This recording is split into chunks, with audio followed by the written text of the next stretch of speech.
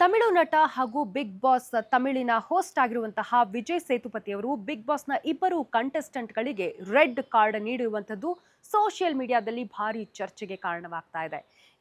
ಏನಂದ್ರೆ ಕಳೆದ ವಾರ ಒಂದು ಟಾಸ್ಕ್ ನಡೆಯುತ್ತೆ. ಆ ಟಾಸ್ಕ್ನಲ್ಲಿ ಎಲ್ಲಾ ಕಂಟೆಸ್ಟೆಂಟ್ಗಳು ಒಂದು ಕಾರಲ್ಲಿ ಕೂರಬೇಕಾಗಿರುತ್ತೆ. ಸುಮಾರು 24 ಗಂಟೆಗಳ ಕಾಲ ಕಾರಲ್ಲಿ ಕೂತಿರುವಂತಹ ಸಂದರ್ಭದಲ್ಲಿ ಎಲ್ಲರೂ ಸುಸ್ತಾಗಿರ್ತಾರೆ. ಆ ಸಂದರ್ಭದಲ್ಲಿ ಸ್ಯಾಂಡ್ರಾ ಅನ್ನೋ ಕಂಟೆಸ್ಟೆಂಟ್ ಕೂಡ ಸಿಕ್ಕಾಪಟ್ಟೆ ಮೆಂಟಲಿ ಬ್ರೇಕ್ ಡೌನ್ ಆಗಿರ್ತಾರೆ. ಇದನ್ನೇ ದಾಳವಾಗಿಸಿಕೊಂಡಂತಹ ಇನ್ನಿಬ್ಬರು ಕಂಟೆಸ್ಟೆಂಟ್ಗಳು ಪಾರ್ವತಿ ಹಾಗೂ ಕಮರುದ್ದೀನ್ ಅನ್ನೋರು ಆಗ ಸ್ಯಾಂಡ್ರಾ ಅವರನ್ನ ಟಾರ್ಗೆಟ್ ಮಾಡಿ ಕಮರುದ್ದೀನ್ ಹಾಗೂ ಪಾರ್ವತಿ ಕಾರಿಂದ ಆಚೆ ತಳ್ಳೋಕೆ ಪ್ರಯತ್ನ ಪಡ್ತಾರೆ.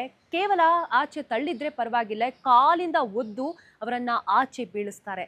ಹೀಗೆ ಬಿದ್ದಂತಹ ಸ್ಯಾಂಡ್ರಾ ಅವರಿಗೆ ಇದ್ದಕ್ಕಿದ್ದಂತೆ ಆಲ್ರೆಡಿ ಮೆಂಟಲಿ ಬ್ರೇಕ್ ಡೌನ್ ಆಗಿರೋದ್ರಿಂದ ಅವರು ಸುಸ್ತಾಗಿರ್ತಾರೆ. ಹಾಗೆ ಫಿಟ್ಸ್ ಕೂಡ ಅಟ್ಯಾಕ್ ಆಗುತ್ತೆ. ಆ ಸಂದರ್ಭದಲ್ಲಿ ಎಲ್ಲರೂ ಮೆಡಿಕಲ್ ಎಮರ್ಜೆನ್ಸಿ ಅಂತ ಹೇಳಿ ಅವರನ್ನ ಆಸ್ಪತ್ರೆಗೆ ಕರೆದುಕೊಂಡು ಹೋಗ್ತಾರೆ.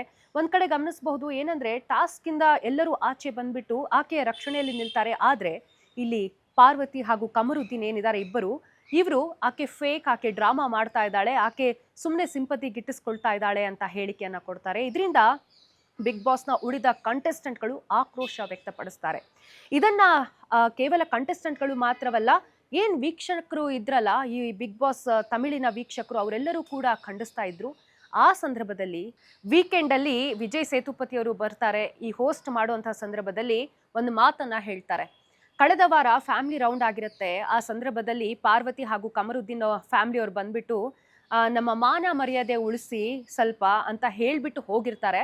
ಸೊ ಈಗ ನೀವು ಕೂಡ ಅದೇ ಕೆಲಸ ಮಾಡಿದ್ದೀರಾ. ಬಹುಶಃ ನಿಮ್ಮ ಅಮ್ಮ ಅಪ್ಪ ಏನಾದರೂ ಈ ಕಾರ್ಯಕ್ರಮವನ್ನ ನೋಡಿದ್ರೆ, ನೀವು ಮಾಡಿರೋ ಕಿತಾಪತಿಯನ್ನ ನೋಡಿದ್ರೆ ಅವರು ನಿಜಕ್ಕೂ ಅವರ ಮರ್ಯಾದೆ ಉಳಿಸಿದಿರಾ ಬಿಡಿ ಅನ್ನೋ ಮಾತನ್ನ ಹೇಳ್ತಾ ಅವರಿಗೆ ಇದ್ದಕ್ಕಿದ್ದಂತೆ ರೆಡ್ ಕಾರ್ಡ್ ಅನ್ನ ತೋರಿಸ್ತಾರೆ.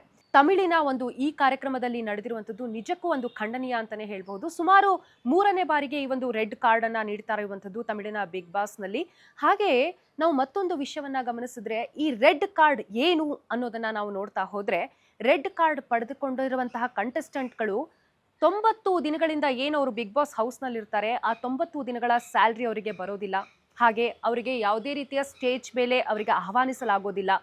ಗ್ರ್ಯಾಂಡ್ ಫಿನಾಲೆಗೆ ಅವರಿಗೆ ಇನ್ವಿಟೇಷನ್ ಇರೋದಿಲ್ಲ. ಮತ್ತೆ ತಮಿಳು ಚಾನೆಲ್ ಏನಿದೆ, ಬಿಗ್ ಬಾಸ್ ನಡೆಸ್ತಾ ಇರುವಂತಹ ಚಾನೆಲ್, ಆ ಚಾನೆಲ್ನ ಯಾವುದೇ ಇವೆಂಟ್ಗಳಲ್ಲಿ ಈ ಕಂಟೆಸ್ಟೆಂಟ್ಗಳು ಯಾವುದೇ ಕಾರಣಕ್ಕೂ ಅವರಿಗೆ ಇನ್ವಿಟೇಷನ್ ಇರೋದಿಲ್ಲ ಕಾರ್ಯಕ್ರಮಕ್ಕೆ ಆಗಮಿಸುವಂತೆ. ಸೊ ಒಟ್ಟಾರೆ ಇದನ್ನೆಲ್ಲ ಗಮನಿಸ್ತಾ ಇದ್ರೆ ಬಹುಶಃ ಪಾರ್ವತಿ ಹಾಗೂ ಕಮರುದ್ದೀನ್ ಅವರ ಒಂದು ಮುಂದಿನ ಕರಿಯರ್ಗೆ ಇದೊಂದು ಬ್ಲ್ಯಾಕ್ ಮಾರ್ಕ್ ಆಗಿ ಉಳಿತು ಅಂತ ಕಾಣಿಸುತ್ತೆ.